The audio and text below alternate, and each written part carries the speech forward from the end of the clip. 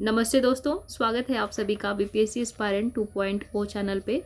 और आज की इस वीडियो में हम लोग देखेंगे एडुटेरिया की जो नेक्स्ट टेस्ट सीरीज आने वाली है, टेस्ट जो कंडक्ट होने वाला है, टेस्ट नंबर 7 आई थिंक, एक बार मुझे कंफर्म करने दीजिए। हाँ, टेस्ट 7 जो कि 30 मार्च को होगा। तो उसमें जो टॉपिक दिए हुए हैं ना, उसको हम लोग कवर करेंगे। बहुत सारे लोग मिलते हैं और उनका यही क्वेश्चन रहता है कि ये जो टेस्ट सीरीज के जो क्वेश्चन रहते हैं उसको हम लोग कैसे कवर करें। हमसे कवर हो नहीं पाता, अच्छे से हम लोग लिख नहीं पाते हैं। तो चलिए मैं थोड़ा सा आपको इसमें इंट्रो दूंगी कि कैसे आप इन चीज़ों को कवर कर सकते हैं या फिर कैसे आपको शॉर्ट नोट्स बनाना चाहिए। तो अगर आपके पास वो प्रोस्पेक्टस है एडुटेरिया का, तो उसको आप निकालिए और उसमें जो पहला टॉपिक है वो है मुगलों का पतन। तो आज मैंने वही प्रिपेयर किया है। एक्चुअली ये मेरा नोट्स है जिसको कि मैंने पहले से ही बना रखा है और स्पेक्ट्रम से ही ये सारे टॉपिक कवर किए हुए हैं। अगर आप इन चीज़ों को ध्यान से देखें तो जो स्टैंडर्ड बुक है, तो उसी से आप लोग इस सारे टॉपिक को कवर कर सकते हैं। चलिए पहले हम लोग आज के इस टॉपिक को कवर करते हैं, कंप्लीट करते हैं और देखते हैं कि कैसे हमें नोट्स बनाने चाहिए। मेरा ये नोट अपना है और मेरे लिए ये काम करता है। हो सकता है कि आपके लिए भी हेल्पफुल हो। अगर नहीं तो फिर आप अपना नोट्स अपने तरीके से भी बना सकते हैं और वो आपके लिए ज़्यादा यूज़फुल होगा। चलिए आज के वीडियो को शुरू करते हैं। तो यहाँ पे मुगलों का पतन है, जिसे मैंने प्रॉपर स्पेक्ट्रम से प्रिपेयर किया है छोटे छोटे पॉइंट में। तो 1707 से 1719 तक कमज़ोर शासकों व उत्तराधिकार की लड़ाई में दिल्ली क्या थी, परेशान रही थी। ठीक है, ये कुछ फैक्ट दिए हुए हैं इसमें, तो उसी को मैंने यहाँ पे लिखा है। और मोहम्मद शाह 1721 से 48 के शासनकाल के दौरान, मोहम्मद शाह का क्या था शासनकाल, 1721 से 1748। 1707 में औरंगजेब की मृत्यु हो गई थी, इतना आपको ध्यान रखना है। तो मोहम्मद शाह था 1721 से 1748 के शासनकाल के दौरान निज़ामुल मुल्क ने 1724 में वजीर के पद से इस्तीफा दे दिया तथा स्वतंत्र राज्य की स्थापना हेतु कहाँ चला गया वो, तो दक्कन चला गया। कौन? ये निज़ामुल मुल्क। ठीक है, कब? 1724 में। और वजीर के पद पर वो पद स्थापित था, उससे उसने इस्तीफा दिया और फिर कहाँ चला गया, दक्कन। अब देखते हैं आगे कि नादिर शाह ने 1738 से 39 में भारत पर हमला किया तथा लाहौर को जीत लिया। ठीक है, किसको जीता? लाहौर को। उसके साथ क्या किया, 13 फरवरी 1739 को, आपको ये सारी चीज़ें याद रखनी है, 13 फरवरी 1739 को करनाल में मुगल सेना को पराजित किया। ठीक है, करनाल में। और नादिर शाह के लूट की जो दो महत्वपूर्ण चीज़ें थी वो कौन सी थी, वो था कोहिनूर हीरा और दूसरा था मयूर सिंहासन। ठीक है, अब आगे देखते हैं। फारसियों को 3 वर्ष तक कर मुक्त कर दिया। किसने? नादिर शाह ने। नादिर शाह ने फारसियों को 3 वर्ष तक कर मुक्त कर दिया था। क्यों? क्योंकि भारत से बहुत सारा कीमती सामान, हीरे जवाहरात लूटे थे उसने, और वहाँ उसने जो जितने भी आम लोग थे उनसे कर लेना 3 साल तक बंद कर दिया था। आगे देखते हैं। काबुल व सिंधु नदी के पश्चिम क्षेत्र पर नादिर शाह के नियंत्रण के कारण, अगर भारत का आप इस तरह से ये करेंगे, एक रफ मैप बनाएंगे, ठीक है, और ये पश्चिमी क्षेत्र पे, यहाँ पे जो काबुल है, ठीक है, काबुल हो गया या सिंध का जो पश्चिमी क्षेत्र है, उस पर चूंकि नादिर शाह का नियंत्रण हो गया, तो अब क्या हुआ कि भारत इधर से आक्रमण के लिए फिर से क्या हो गया, सुभेद्य हो गया। भारत पे फिर से इधर से आक्रमण हो सकते थे, तो भारत की स्थिति पश्चिम क्षेत्र से कमज़ोर हो गई। ठीक है, आगे क्या है कि नादिर शाह के पश्चात अफगानिस्तान पर अहमद शाह अब्दाली का शासन रहा। ठीक है, आगे है कि अहमद शाह द्वारा भारत पर आक्रमण किए गए, और तो जो आक्रमण के जो काल थे वो कब से कब तक था, तो 1748 से 1767 लगातार वो आक्रमण करता रहा। अब देखते हैं पानीपत का जो तृतीय युद्ध था वो कब हुआ, तो ये 1761 में हुआ था। और किसके किसके बीच, तो अहमद शाह बनाम मराठा, और मराठा इसमें पराजित हो गए थे। ठीक है, ये चीज़ें याद रखनी है। पानीपत का तृतीय युद्ध किसके बीच, तो अहमद शाह और फिर मराठाओं के बीच। ठीक है, और इसमें क्या हुए, मराठा पराजित हो गए। आगे चलते हैं हम लोग अगले पृष्ठ पे। और ये सारे नोट्स हैं, हो सकता है कि आपको ये अच्छा ना लग रहा हो, लेकिन बस ये एक रिवीजन का नोट्स है। मुझे लगता है कि ऐसे नोट्स आप सभी को बनाने चाहिए। एक किताब के अलावा भी आपके पास अपने नोट्स होने चाहिए।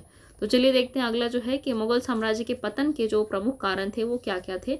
और अगर आंसर में आए कि मुगल साम्राज्य के पतन के प्रमुख कारणों की चर्चा करें, तो आपको यही करना है। पहले आप लिख देंगे इस तरह से, थोड़ा सा तो इंट्रो देंगे। उत्तर लेखन की जो प्रमुख शैली है वो यही होता है कि पहले इंट्रो होता है, उसके बाद मुख्य भाग होता है। ठीक है, मुख्य भाग में आप फ्लो चार्ट, डायग्राम जैसी चीज़ें बनाते हैं और कुछ कुछ जो भी लिखना है आपको वो लिखते हैं। उसके बाद आप फिर उसके बाद कंक्लूजन अर्थात निष्कर्ष लिखते हैं और अपने उत्तर को समाप्त करते हैं। तो अगर मुगल साम्राज्य के पतन से संबंधित कुछ भी क्वेश्चन आया तो आप उसमें इंट्रो डालेंगे। ठीक है, फिर उसके बाद इंट्रो के बाद आप चाहें तो इसको डायग्राम के थ्रू ऐसे दर्शा सकते हैं। यहाँ पे पतन लिख देंगे और फिर ये कारण कि कमज़ोर उत्तराधिकारी थे, अनिश्चित उत्तराधिकार कानून था, उसके बाद क्या था तो कमज़ोर सैन्य व्यवस्था थी, या फिर मुगल सेना का जो क्षय हुआ, इस तरह से आप लोग दर्शा सकते हैं। और फिर आगे जाके आप उसको थोड़ा सा विस्तार दे सकते हैं, है ना। तो चलिए हम लोग देखते हैं कि पतन के प्रमुख कारण थे कमज़ोर उत्तराधिकारी, अनिश्चित उत्तराधिकार कानून, और उसके फलस्वरूप जो युद्ध हुए वो इसका पतन का कारण रहा। और फिर मुगल सेना का क्षय था, और व्यापक साम्राज्य सीमा, मुगल सेना की जो सीमा थी मुगल साम्राज्य की जो सीमा थी वो व्यापक थी, जिसके कारण क्या हुआ कि कमज़ोर शासकों द्वारा नियंत्रण करना मुश्किल हो रहा था। वो कमज़ोर थे और छोटे छोटे राज्यों का उदय हो रहा था, वो उनकी बात नहीं मान रहे थे। कौन? छोटे राज्य उनकी बात नहीं मान रहे थे, उनके नियंत्रण में नहीं रहना चाह रहे थे। और एक बड़े साम्राज्य का नियंत्रण या फिर बड़े साम्राज्य पर शासन तभी हो सकता है जबकि शासक निरंकुश हो, और ये बात खास करके तब सिद्ध होती है जबकि मुगल साम्राज्य की बात हम लोग करते हैं। मुगल शासनकाल की जो अधिकांश शासन व्यवस्था थी उसमें स्थिरता तभी रही जब तक कि मुगल शासक जो शासन कर रहा था उस समय वो निरंकुश प्रवृत्ति का रहा। ठीक है, आगे क्या है, औरंगजेब की धार्मिक नीति, इसके कारण क्या हुए, सिख मराठा ये लोग नाराज हो गए। फिर उसके बाद आता है औरंगजेब की दक्कन नीति, आप इसको विस्तार में पढ़िए। ठीक है, और उसके बाद आता है विदेशी आक्रमण। मैं यहाँ पे सिर्फ आपको ये बता रही हूँ कि टेस्ट सीरीज में, मेंस की जो टेस्ट सीरीज है उसमें आप लोग किसी भी टॉपिक को किस प्रकार से कवर कर सकते हैं, किस प्रकार से आप इसको बिंदुवार लिख सकते हैं, प्रदर्शन के तरीके, प्रस्तुतिकरण के तरीके मैं यहाँ बता रही हूँ, और किस तरह से आप रिवीजन नोट्स बना सकते हैं वो मैं बता रही हूँ। ठीक है, तो विदेशी आक्रमण जिसमें ईरानी साम्राज्य और दुरानी साम्राज्य से भी त्रस्त रहा मुगल साम्राज्य। फिर उसके बाद क्या हुआ, सिख विद्रोह के कारण भी व्यापारिक मार्ग जो है वो अवरुद्ध हुए। कौन से व्यापारिक मार्ग, तो इसमें आप लोग उदाहरण दे सकते हैं, उदाहरण स्वरूप लाहौर। ठीक है, और क्या, तो निरंतर युद्ध के कारण भी कृषि की खराब स्थिति रही। युद्ध होते रहे, कृषि की स्थिति जो थी दयनीय हो गई। कृषि पद्धति थी उस पर ध्यान नहीं दिया गया, या फिर उससे उतना आय नहीं हो सका जितना कि उन्हें उम्मीद थी। ठीक है, क्योंकि कृषकों की भी तो भर्ती हुई ना एज अ सैनिक। तो जब आप कृषक को लड़ने के लिए भेज देंगे तो यहाँ धान कौन उपजाएगा, फसल कौन उपजाएगा, ये सारी चीज़ें वहाँ परेशानी कर रही थी मुगल साम्राज्य के दौरान, जो कि उसके पतन का भी कारण बनी। अब आगे है औरंगजेब के पश्चात साम्राज्य के सम्मुख समस्याएं।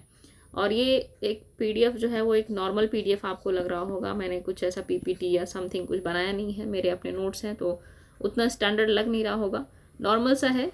होप करती हूँ कि आप सभी को ये पसंद आएगा या फिर थोड़ा बहुत तो हेल्प करेगा ही। ठीक है, इसमें देखते हैं कि साम्राज्य के सम्मुख क्या समस्याएं थी। किसके साम्राज्य, तो औरंगजेब के समक्ष, औरंगजेब का जो साम्राज्य था उसमें क्या क्या समस्याएं थी वो देख लेते हैं। तो यहाँ है कि दो वर्गों द्वारा राज्य शक्ति में हिस्सेदारी। ठीक है, राज्य शक्ति में हिस्सेदारी, कौन कौन से थे ये लोग, तो ये थे पहले जमींदार जिनको कि राय, राजस, खुद भी कहते थे, और दूसरे थे कुलीन वर्ग। तो इन दोनों के मध्य ही राज्य की जो शक्ति थी, राज्य की जो शासन व्यवस्था थी वो विभाजित थी। ठीक है, और सेकंड है विभिन्न क्षेत्रीय शक्तिशाली समूहों का उदय हुआ। ठीक है, ये कौन कौन से थे, तो ये थे जाट, सिख, मराठा, राजपूत। और 1740 तक क्या हुआ, मराठा का उत्तर भारत में प्रवेश हो गया। पहले तो वो सिमटे हुए थे कुछ ही क्षेत्रों तक। ठीक है, लेकिन उसके बाद क्या हुआ 1740 के बाद कि वो उत्तर भारत में भी प्रवेश कर गए, और फिर इधर भी चौथ व सरदेश में आदि लगाने की ये लोग बात करने लग गए। कौन, मराठा। और तीसरा है कि आर्थिक व प्रशासनिक समस्याएं भी व्याप्त थी, जैसे मनसबदारों की संख्या में वृद्धि के कारण जागीर वितरण हेतु भूमि की कमी हो गई। मनसबदारों को वेतन के स्वरूप क्या दिया जाता था, जागीर दे दिया जाता था। ठीक है, लेकिन अब इनकी संख्या ही अधिक हो गई तो कितने लोगों को आप भूमि बांटेंगे, भूमि तो सीमित संख्या में है आपके पास, लेकिन मनसबदार अधिक हो गए हैं, तो इसीलिए क्या हो गया कि मनसबदारों की संख्या में वृद्धि के कारण क्या हुआ, भूमि कम होने लगी जागीर देने के लिए, तो ये एक आर्थिक कमजोरी का कारण बना। ठीक है, आगे है अमीरों की विलासितापूर्ण जिंदगी भी एक प्रमुख कारण थी आर्थिक कमजोरी की। और उसके बाद खालिसा भूमि में कमी हो गई। खालिसा भूमि क्या थी, जिस पर राजा का प्रत्यक्ष नियंत्रण होता था, शासक का प्रत्यक्ष नियंत्रण होता था, इसकी भी कमी होने लग गई। ठीक है, आगे देखते हैं स्वतंत्र क्षेत्रीय राज्यों का उदय। तो इसमें दक्कन को निजामुल मुल्क ने 1724 में स्वतंत्र कर लिया। ठीक है, ऊपर हमने देखा था इसको। फिर 1740 में बंगाल, बिहार और उड़ीसा भी स्वतंत्र हो गए। 1750 में गुजरात व सिंध का उदय हो गया, और 1754 में अवध स्वतंत्र हो गया। ठीक है, तो इसको आप लोग अपने आंसर में भी कहीं भी अगर क्वेश्चन फ्रेम होगा ना तो उसमें भी आपको डालना है। और आंसर क्वेश्चन किस प्रकार से आएंगे इस वाले टॉपिक से, ये मैं अगले वीडियो में आप सभी के साथ शेयर करूंगी। फिलहाल के लिए तो यही देखते हैं, आगे टॉपिक पे चलते हैं। और एक चीज़ और मैंने देखा है कि बहुत सारे लोग होते हैं ना, वो बहुत सारे कैंडिडेट या बहुत सारे स्टूडेंट जो हैं वो अपने मेंस के आंसर राइटिंग में कुछ भी अगर आंसर लिख रहे हैं तो कहीं कहीं मैंने देखा है उनके आंसर में ना फैक्ट्स कम होते हैं या फिर एग्जाम्पल कम होते हैं, उदाहरण वगैरह कम होते हैं। तो जब तक आप किसी फैक्ट से, किसी आंकड़े से, तथ्य से अपने बातों को पुष्ट नहीं करेंगे, उसको स्थापित नहीं करेंगे, तब तक ऑथेंटिक नहीं लगेगा ना। आंकड़े आपके उत्तर को ऑथेंटिक बनाते हैं, उसमें गंभीरता लाते हैं। तो आंकड़ों का और तथ्यों का प्रयोग अपने उत्तर में ज़रूर करें। और ये कमी मैंने अधिकांश कैंडिडेट की कॉपी में भी देखी है, बहुत सारे लोगों की कॉपीज़ देखी है मैंने, तो उसमें कमी ये दिखती है मुझे। अब आगे चलते हैं कि मुगल राज्य के विभिन्न हिस्सों में राज्यों की जो 3 प्रमुख श्रेणियां थी वो कौन कौन सी थी। तो ये देखते हैं, उत्तराधिकारी राज्य, फिर स्वतंत्र राज्य और फिर जो विद्रोही या फिर नए राज्य थे। तो उत्तराधिकारी राज्य कौन हुए, तो ये मुगल साम्राज्य के प्रत्यक्ष नियंत्रण से बाहर हो गए। पहले तो ये मुगल साम्राज्य के नियंत्रण में ही थे, लेकिन बाद में उससे बाहर हो गए। तो ये थे अवध, बंगाल और हैदराबाद। और स्वतंत्र राज्य कौन हुए, तो मुगलों का प्रांतों पर नियंत्रण में कमी के परिणाम स्वरूप इनका उदय हुआ। तो ये कौन कौन से थे, तो ये थे मैसूर, ठीक है, फिर केरल और राजपूत। और उसके बाद जो विद्रोही अथवा नए राज्य हुए उसमें भी थे 3, तो ये थे मराठा, पंजाब और जाट, ठीक है। तो अब हम लोग देखते हैं कि हैदराबाद को 1724 में निज़ाम उल मुल्क द्वारा इसे स्थापित किया गया। सैयद बंधु का अंत करने में मोहम्मद शाह की मदद किसने की थी, निज़ाम उल मुल्क ने, ठीक है। और आगे देखते हैं प्रमुख नीतियां क्या थी किसकी, तो निज़ामुल मुल्क की कि राजस्व तंत्र का सुधार किया इन्होंने, जमींदारों का पर नियंत्रण किया, हिंदुओं के प्रति इन्होंने सहिष्णुता की नीति अपनाई। और उसके बाद 1748 में निज़ामुल मुल्क की मृत्यु हो गई और मराठाओं द्वारा चौथ भी आरोपित किया गया, कहाँ, हैदराबाद में। और द्वितीय कर्नाटक युद्ध हुआ कब, 1751 से 55। तो ये हुआ था निज़ामुल मुल्क के पुत्र, ठीक है, निज़ामुल मुल्क के पुत्र और फिर उसके बाद उनके पोते के मध्य, जिसमें कि अंग्रेजों और फ्रांसीसियों की प्रमुख भूमिका रही है, ठीक है, द्वितीय कर्नाटक युद्ध में। तो इसको हम लोग एक अलग टॉपिक के रूप में देखेंगे और फिलहाल इसको हम लोग यहीं पे रखते हैं। ये जो द्वितीय कर्नाटक युद्ध है इसका बस मैंने थोड़ा सा आप लोगों को इंट्रो दे दिया कि इसमें कौन कौन लोग थे, और बाकी इसको हम लोग डिटेल में देखेंगे एक अलग वीडियो में। फिलहाल आगे चलते हैं। बंगाल में क्या हुआ, तो बंगाल में मुर्शिद कुली खां मुगल संरक्षण के अंतर्गत 1717 में बंगाल का गवर्नर बना। कौन, मुर्शिद कुली खां। और उसके बाद सुजाउद्दीन 1727 ईस्वी में क्या बने, नवाब बन गए बंगाल के। और अलीवर्दी खां कब बने, तो 1739 किसके बाद, तो सुजाउद्दीन के बाद, 1739 से 1756 ईस्वी तक। और फिर उसके बाद अलीवर्दी खां के बाद कौन बना, तो ये सिराजुद्दौला बने, जो कि अलीवर्दी खां के पोता थे, ठीक है। और बंगाल के शासकों ने लोक नियुक्तियों में क्या किया, धार्मिक आधार पर भेदभाव नहीं किया। और उसके बाद क्या हम लोग देखते हैं कि चंद्रनगर व कलकत्ता में फ्रांसीसी व अंग्रेज कारखानों के किलेबंदी की अनुमति भी नहीं थी, क्योंकि ये लोग जहाँ जाते थे किलेबंदी कर लेते थे, ठीक है। तो ये अनुमति नहीं थी बंगाल में, ऐसा इन लोगों ने नियम बना दिया, ठीक है, नवाब ने। अब आगे क्या है कि 1757 ईस्वी में पलासी का युद्ध हुआ। ये किसके बीच हुआ, तो अंग्रेज वर्सेस सिराज। इसको हम लोग डिटेल में देखेंगे क्योंकि वो विस्तार से देखना है, अलग एक टॉपिक है वो। तो अभी इसको बस इतना रखते हैं कि 1757 में क्या हुआ था, पलासी का युद्ध किसके किसके मध्य, अंग्रेज व सिराजुद्दौला के मध्य हुआ था। अब आगे देखते हैं अवध।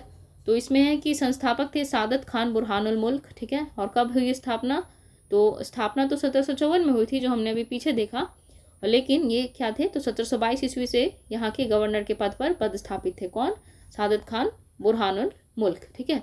और इन्होंने क्या किया, नवीन भूमि बंदोबस्त प्रारंभ किया, जागीरदारी स्थानीय कुल इन लोगों को दे दी गई इनके द्वारा। और फिर क्षेत्रीय शासक समूह का उदय हुआ इनके समय। तो ये कौन कौन से थे, ये शेख ज़्यादा थे, अफगान थे, और कौन थे, तो ये फिर हिंदू वर्ग। अब मैसूर देखते हैं कि 18वीं सदी के मध्य उदय हुआ मैसूर का। संस्थापक कौन थे, पता ही होगा आपको, हैदर अली। और 1769 ईस्वी में हैदर अली ने मद्रास में अंग्रेजों को परास्त किया और 1782 ईस्वी में टीपू सुल्तान शासक बना, ठीक है। अब आगे देखते हैं केरल में क्या हुआ। तो 3 राज्यों ने मिलकर केरल का निर्माण किया। कौन कौन थे ये, तो कोचीन, त्रावणकोर, कालीकट। और आगे देखते हैं कि 1761 ईस्वी में हैदर अली ने मालाबार और कालीकट को मैसूर में मिला लिया, ठीक है। किसने, तो हैदर अली ने कब मिलाया, 1761 में। किसको किसको, मालाबार और कालीकट को। अब आगे है कि त्रावणकोर के राजा मार्तंड वर्मा, ठीक है, किन्होंने, मार्तंड वर्मा ने पश्चिमी तर्ज पर प्रशिक्षित आधुनिक सेना के माध्यम से राज्य का विस्तार किया, ठीक है। और मार्तंड वर्मा के पुत्र राजा वर्मा ने पश्चिमी ज्ञान को बढ़ावा दिया। तो ये छोटी छोटी चीज़ें हैं जो मुझे लगा कि इसमें ऐड कर लेना चाहिए, एक इंट्रोडक्शन वीडियो के तौर पे हो जाएगा, क्योंकि मुगलों के पतन के बारे में इसमें जिक्र किया गया है, वो टॉपिक दिया गया है। तो मुझे लगा ये सारी चीज़ें जो कि स्पेक्ट्रम में है वो एक छोटे से तौर पे बिंदुवार तरीके से मुझे शेयर कर देना चाहिए वीडियो में। आगे है जाट, तो ये कहाँ थे, तो ये दिल्ली, मथुरा, आगरा के आसपास के क्षेत्र में इनका निवास स्थान था। और इनके संस्थापक कौन थे, तो ये थे चूड़ामन और बदन सिंह। ठीक है, कौन कौन, चूड़ामन और बदन सिंह। और सूरजमल ने राज्य का विस्तार किया। अब आते हैं सिख, तो सिख क्या है, तो इसमें देखते हैं कि आक्रामक पंथ के रूप में किन्होंने विस्तारित किया, तो गुरु गोविंद सिंह ने। और ये 12 मिसलों में विभाजित थे, और जिसमें कि सबसे प्रसिद्ध कौन सा मिसल था, सुकर चकिया मिसल, बहुत बार पढ़ा होगा आपने। और पंजाब राज्य की स्थापना किन्होंने की, तो रंजीत सिंह ने की, और ये किससे संबंधित थे, सुकर चकिया मिसल से। ठीक है, और लाहौर पर कब नियंत्रण किया किन्होंने, रंजीत सिंह ने 1799 में, और अमृतसर पर 1802 ईस्वी में नियंत्रण कर लिया। किन्होंने, रंजीत सिंह ने, जो कि सुकर चकिया मिसल से संबंधित थे। जैसे ही रंजीत सिंह का नाम आता है ना, आपको साथ साथ में सुकर चकिया मिसल ध्यान होना चाहिए। अब 1838 ईस्वी में क्या हुई, संधि हुई, त्रिपक्षीय संधि। इसमें ये किन के बीच हुई, तो अफगानिस्तान, अंग्रेज और रंजीत सिंह के बीच हुई थी। ठीक है, और इन्होंने मात्र एक मार्ग देने का, मतलब आवागमन के लिए अंग्रेजों को मार्ग देने का इसमें संधि किया था। ठीक है, अंग्रेजों को जाना था अफगानिस्तान, तो इन्होंने अपने यहाँ से, अपने क्षेत्र से अंग्रेजों को जाने की अनुमति प्रदान कर दी थी इस त्रिपक्षीय संधि में। और फिर उसके बाद क्या हुआ, 1839 में अंग्रेजों का नियंत्रण हो गया, किस पर, तो पंजाब पर, इनकी मृत्यु के पश्चात, रंजीत सिंह की मृत्यु के पश्चात। ठीक है, अब देखते हैं रोहिला एवं बंगस पठान। तो इनका जन्म कब हुआ था, कब हुआ, किसके आसपास, तो 17वीं शताब्दी में भारत की ओर अफगान लोगों के प्रवासन का परिणाम था। किनका जन्म, तो रोहिला और बंगस पठानों का। और नादिर शाह के आक्रमण के पश्चात उत्तर भारत में अली मोहम्मद खान ने रोहिलखंड की स्थापना की। तो ये आपको ध्यान रखना है, रोहिलखंड की स्थापना किसने की, तो अली मोहम्मद खान ने। और यह क्षेत्र कुमाऊं व गंगा के मध्य स्थित था। और एक अफगानी सैनिक दाऊद, ठीक है, दाऊद व उसके पुत्र अली मोहम्मद खान ने, किसने, अली मोहम्मद खान ने बरेली के एक छोटे स्टेट को रोहिलखंड नामक राज्य में बदल दिया। तो किसने, दाऊद ने और अली मोहम्मद खान ने। और मोहम्मद खान बंगस ने स्वयं को फर्रुखाबाद के शासक घोषित कर अपना साम्राज्य इलाहाबाद व बुंदेलखंड तक विस्तारित किया। ठीक है, अब आगे देखते हैं मुगलों के समय, मुगलों के जो अंतिम समय में उन सामाजिक व जो आर्थिक स्थिति थी वो क्या थी, अर्थात जो मुगल का जो चीरकाल था, या उत्तर मुगलों के समय सामाजिक आर्थिक दशाएं किस प्रकार थी, उसको देखते हैं हम लोग।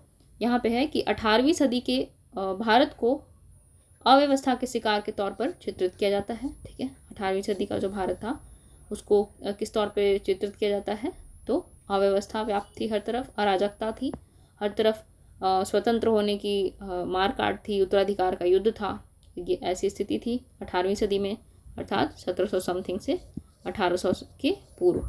ठीक है, 1700 से 1800 के बीच का जो समय काल था ना, उसमें क्या था, अव्यवस्था व्याप्त थी भारत में। और क्या है, तो यह ब्रिटिश व मुगल के बीच का समय था, मुगल व ब्रिटिश के बीच का समय था। और इस शताब्दी को अंधा युग भी कहा जाता है, ये ध्यान रखना है आपको। आप चाहें तो इसको अपने आंसर में भी लिख सकते हैं कि ये शताब्दी 18वीं सदी का जो भारत था वो अंधे युग के रूप में जाना जाता है। और भारतीय अर्थव्यवस्था की जो मूलभूत इकाई थी कौन सी थी, ये ग्राम, यहाँ पर छूट गया है, सॉरी। भारतीय अर्थव्यवस्था की मूलभूत इकाई ग्राम अभी भी आत्मनिर्भर थी, और राज्य के साथ इसका संबंध मात्र भू राजस्व के भुगतान तक सीमित था। और बैंकिंग व्यवस्था का भी विकास हो रहा था इस समय। और उत्तर भारत में जगत सेठ, नगर सेठ आदि विकसित हुए, दक्षिण भारत में चिट्टी हुए। ठीक है, और हुंडी जैसी व्यवस्था व्याप्त थी, हुंडी। ठीक है, आगे देखते हैं शैक्षिक स्थिति क्या थी, तो शिक्षा व्यवस्था परंपरागत थी, विज्ञान और प्रौद्योगिकी की उपेक्षा हुई यहाँ पे, साहित्य, विधि, धर्म, तर्क व दर्शन के अध्ययन पर बल दिया गया। और फारसी शिक्षा राजकीय भाषा होने के कारण हिंदुओं व मुसलमानों दोनों के मध्य लोकप्रिय थी। और बाद के ब्रिटिश काल की तुलना में शिक्षा बेहतर स्थिति में थी। और मतलब ब्रिटिश काल में जो स्थिति हुई ना, जो प्रारंभिक अवस्था थी ब्रिटिश काल की, उससे अगर हम लोग तुलना करें ना मुगल काल के समय, तो उस समय बेहतर स्थिति थी। ठीक है, और यहाँ पे एक वॉरेन हेस्टिंग्स का कथन है, अगर आपके पास स्पेक्ट्रम है तो आप उसको देखिए, और नहीं तो फिर बाद में जाकर देखिएगा। और यहाँ पे वॉरेन हेस्टिंग्स का कथन है, वो मैंने जानबूझकर मेंशन नहीं किया है, आपको जाना है और देखना है स्पेक्ट्रम में, और उस कथन को प्रयास करना है कि अपने आंसर में पुट करने की कोशिश करें आप। ठीक है, अब यहाँ देखते हैं महिलाओं की स्थिति। तो पितृसत्तात्मक परिवार व्यवस्था थी, उच्च वर्ग की महिलाएं घर में रहती थी, और निम्न वर्ग की महिलाएं आय हेतु खेत पर व घर से बाहर काम करती थी। ठीक है, और हिंदू मुसलमान दोनों वर्गों में पर्दा प्रथा प्रचलित थी। और क्या था, सामाजिक कुरीतियां भी व्याप्त थी, जैसे सती प्रथा, बाल विवाह, बहुविवाह, विधवाओं की दयनीय स्थिति थी। ठीक है, और सांस्कृतिक स्थिति में देखते हैं कि मुख्य कमजोरी विज्ञान में पिछड़ना थी, हिंदी, मलयालम, सिंधी के साथ साथ उर्दू भाषा का विकास हुआ और धार्मिक संप्रदायों के मध्य सौहार्द था। ठीक है, तभी तो बाद में देखा यहाँ पे अंग्रेजों ने कि यहाँ पे दो वर्ग हैं फिर भी इनमें युद्ध नहीं हो रहा है, आपस में ये लोग लड़ नहीं रहे हैं, तो उन्होंने फूट डालो और राज करो की नीति अपनाई, है ना। अब देखते हैं दासता की क्या स्थिति थी। तो दासों की दो श्रेणियाँ थी, और घरेलू दास और कृषि दास। और कृषि दास में मुख्यतः क्या होता था, ये लोग एक प्रमुख भूमि के टुकड़े से जुड़े होते थे, और वो भूमि का टुकड़ा यदि किसी एक व्यक्ति के पास है, माना कि ये ए के पास है और उस भूमि के टुकड़े को ए बेच देता है बी को, तो जो भी कृषि दास इस भूमि से संबंधित है ना, वो अब बी को भेज दिए जाएंगे। अर्थात भूमि से संबंधित रहते थे ये दास, कि ए की भूमि अब बी को बेच दी गई तो वो केवल भूमि नहीं बिकी है बल्कि वो दास भी बिक गए हैं। ठीक है, दास भी बी के पास चले जाएंगे। अब आगे देखते हैं आर्थिक तंगी, अकाल, प्राकृतिक आपदाओं व निर्धनता ने लोगों को अपने बच्चे बेचने पर भी मजबूर किया। ये सबसे दयनीय स्थिति थी, मानवता की ये स्थिति नहीं होनी चाहिए। आगे है 1752 में कलकत्ता में दासों की खरीद और पंजीकरण के लिए कोर्ट हाउस बनाया गया। मोस्ट इंपॉर्टेंट थिंग आपको ये ध्यान रखना है, कहाँ बनाया गया कोर्ट हाउस, कलकत्ता में। कब, 1752 में। किस लिए, तो दासों की खरीद व पंजीकरण हेतु। ठीक है, आगे देखते हैं कला एवं स्थापत्य। इसमें है कि असफ-उद-दौला ने 1784 में लखनऊ में एक बड़ा इमामबाड़ा का निर्माण किया, और सवाई जैसी ने भारत में गुलाबी शहर जयपुर व 5 खगोलीय वेधशालाओं का निर्माण किया। अब आपको ये कमेंट सेक्शन में बताना है कि ये 5 खगोलीय वेधशाला कहाँ थे। ठीक है, आगे अमृतसर में रंजीत सिंह ने स्वर्ण मंदिर का निर्माण करवाया, और जिजेन बेग, किसने, जिजेन बेग एक दानिश मिशनरी था, उसने क्या किया, तमिल व्याकरण का संकलन किया। और बंगाल के सेरामपुर में क्या हुआ, बंगाल के सेरामपुर में, एक मिनट हाँ, बंगाल के सेरामपुर में बपतिस्मा, कौन, बपतिस्मा दाता मिशनरियों ने, ये मिशनरियों का एक ग्रुप था बपतिस्मा दाता, इन्होंने क्या किया, प्रिंटिंग प्रेस की स्थापना की। ठीक है, तो ये था मुगलों के पतन से संबंधित जो चैप्टर है। इसमें एक टॉपिक है मोस्ट इम्पॉर्टेंट, वो मैंने अभी इसमें नहीं कराया है, मराठा। ठीक है, मराठा, तो उसको मैं पृथक रूप से करवाऊंगी, अलग से करवाऊंगी, क्योंकि वो बहुत बड़ा ही टॉपिक है और उसको एक छोटे से टॉपिक में कवर कर देना उसके साथ जस्टिस नहीं होता, है ना। तो उसको एक अलग से टॉपिक में हम लोग कवर करेंगे। उसके बाद प्लासी का युद्ध, ठीक है, प्लासी का युद्ध, बक्सर का युद्ध, ये सारे टॉपिक हैं। एरुटेरिया के जो अन्य जो यही जो 7वां टेस्ट है उसमें टॉपिक है प्लासी का युद्ध, बक्सर का युद्ध। और भी मैं टॉपिक एक बार पढ़ देती हूँ। इसमें फिर से है वॉन्डीवॉस, ठीक है, और है बंगाल विभाजन। तो ये सारी चीज़ें, ये सारे जो टॉपिक हैं ये हम लोग अच्छे से कवर करेंगे। इफ़ यू आर इंटरेस्टेड, आपकी स्वीकृति होगी, आपका इंटरेस्ट होगा इसमें, तभी मैं इसको आगे कवर करूँगी। और वीडियोज़ मैं पर्टिकुलर नहीं डाल पा रही हूँ किसी कारणवश, कुछ है कारण, तो इसी के कारण मैं नहीं डाल पा रही हूँ। अन्यथा आपने पहले देखा होगा इस चैनल के सिस्टम को, कि जब मेरे पास वक्त था या फिर जब मेरी इच्छा थी, इच्छा मैं नहीं बोलूँगी, व्यस्तता जब मेरी थोड़ी कम थी, तो मैंने बहुत सारे वीडियोस डाले हैं पर्टिकुलर। और अभी भी फिर से मेरी कोशिश रहेगी कि मैं इन वीडियो को अच्छे से डालूँ, टाइम पे डालूँ। तो फिलहाल के लिए बस इतना ही। मैं टॉपिक डिस्कस करी थी, तो इसमें बंगाल विभाजन, स्वदेशी आंदोलन वगैरह था, आज़ाद हिंद फौज पे जो मुकदमा है वो है, और नौसेना विद्रोह वगैरह भी इस टॉपिक में है। कौन सा टॉपिक मैं बात कर रही हूँ, एरुटेरिया का जो मेंस का टेस्ट सीरीज चल रहा है, एरुटेरिया के मेंस के टेस्ट सीरीज़ को मैं देख रही हूँ। और इसमें जो डे 7 है, ठीक है, आप लोग में से बहुत सारे लोग जुड़े हैं, मुझे पता है। मुझे भी बहुत सारे लोग मिले जिन्होंने बोला कि हमसे ये हो नहीं रहा है कि कैसे हम लोग कवर करें। बहुत सारे लोगों से मैं मिली, तो इसी का कारण मुझे लगा कि थोड़ा सा इसको भी देख लेना चाहिए। तो यही मैं कह रही हूँ, डे 7 जो है, जो कि 30 मार्च को होने वाला है, ये टेस्ट 30 मार्च को होने वाला है, तो उसी से रिलेटेड ये टॉपिक था। तो उसी में से एक छोटे से टॉपिक को मैंने कवर किया है, बाकी जो अन्य टॉपिक हैं वो भी मैं कवर करूँगी अलग वीडियो में। तो फिलहाल के लिए इस वीडियो में इतना ही। उम्मीद है कि ये आप सभी को पसंद आया होगा। मिलती हूँ आप सभी से अगले वीडियो में नए टॉपिक के साथ। डे 7 ऑफ एरुटेरिया मेंस टेस्ट सीरीज़ जो कि होने वाला है 30 मार्च को, तो उसके एक टॉपिक के साथ आप सभी के साथ मिलूँगी। फ़िलहाल के लिए इतना ही। पढ़ते रहें, स्वस्थ रहें और अपना ख्याल रखें। धन्यवाद।